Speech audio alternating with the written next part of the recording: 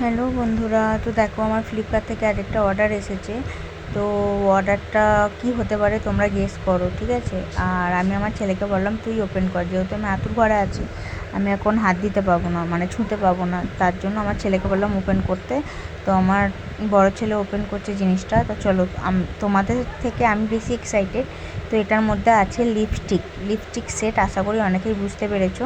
তো আমার ছেলেকে বললাম খোল। তো ছেলে প্রথমে বুঝতে পারছে না বাক্সটা কোন দিকে খুলবো, আমিও বুঝতে পারছিলাম না। তারপর দেখলাম বাক্সটা দারুণ সুন্দর, জাস্ট কি বলবো, তোমরা দেখো। আর 12টা সেট আছে, 12টা সেটের কালারই জাস্ট ওয়াও। ঠিক আছে, এই প্রোডাক্টটা যে ইউজ করেছে সেই বলতে পারবে।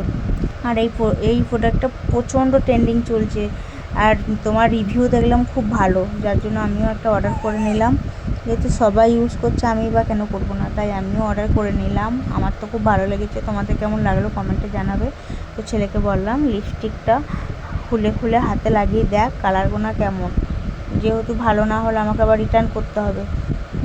তো কালারগুলো তো খুবই সুন্দর, আমি যে কবে ইউজ করব ভগবান জানে। এখনও আমাকে 6-7 দিন আতুর ঘরে থাকতে হবে। তো আমার তো খুব ভালো লেগেছে, তোমাদের কেমন লাগলো জানিও।